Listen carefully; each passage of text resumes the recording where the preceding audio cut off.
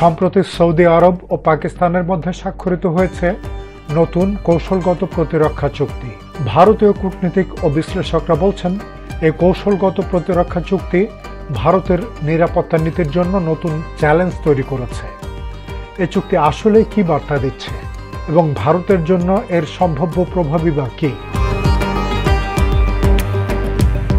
রিয়াদে Saudi যুবরাজ মোহাম্মদ বিন সালমানের সঙ্গে আলিঙ্গন করলেন পাকিস্তানের প্রধানমন্ত্রী শেহবাজ শরীফ। ঠিক এর আগে স্বাক্ষরিত হয়েছে কৌশলগত পারস্পরিক প্রতিরক্ষা চুক্তি, যেখানে উল্লেখ করা হয়েছে চুক্তি স্বাক্ষরকারী দেশ দুটির যে কোনো একটি দেশের উপর আক্রমণ মানে উভয়ের উপর আক্রমণ। সৌদি পাক এই চুক্তিতে ভারতীয় বিশ্লেষকরা উদ্বিগ্ন, কারণ পারমাণবিক ক্ষমতাধর পাকিস্তানকে সৌদি নিরাপত্তা কাঠামোর অংশ করা ভারতীয় নিরাপত্তার জন্য সরাসরি হুমকি হতে পারে। ভারতের সাবেক পররাষ্ট্র সচিব কানওয়াল সিবাল এটিকে গুরুতর ভুল বলে অভিহিত করেছেন। আন্তর্জাতিক বিশ্লেষকরা বলছেন, চুক্তি যুদ্ধক্ষেত্রের চেয়ে বেশি প্রতীকী। সৌদি আরব মার্কিন নিরাপত্তা ছাতার উপর নির্ভরতা কমাতে চাইছে এবং পাকিস্তানের পারমাণবিক ক্ষমতাকে ব্যবহার করে আঞ্চলিক প্রতিরোধ ক্ষমতা বৃদ্ধি করতে চাচ্ছে। সৌদি আরব, তুরস্ক, পাকিস্তান এবং চীন মিলে নতুন প্রতিরক্ষা বলয় এই অঞ্চলে নতুন মাত্রা সৃষ্টি করতে পারে।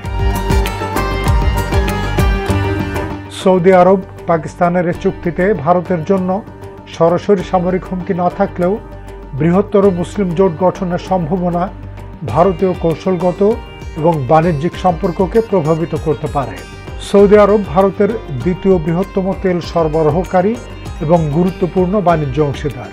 চীন ও দক্ষিণ এশিয়া বিশেষজ্ঞ মাইকেল কুগেলম্যান তার বিশ্লেষণে বলছেন, এই চুক্তি সরাসরি ভারতের ক্ষতি করবে না, তবে তা পাকিস্তানের কৌশলগত শক্তি বাড়াতে সহায়ক হবে।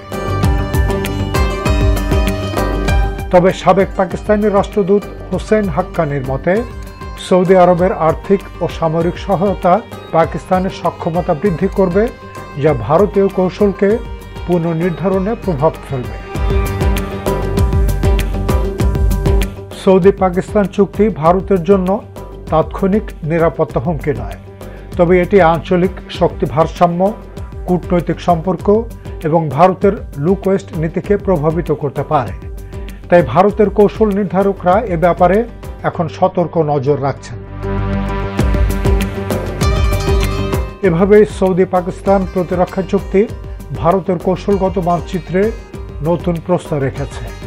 এটি কি ভারতের জন্য চ্যালেঞ্জ নাকি কেবল ভূ রাজনৈতিক সমীকরণের পরিবর্তন, সেটি সময়ই বলে দেবে। আবু তাহির মুস্তাকিম, ATN বাংলা।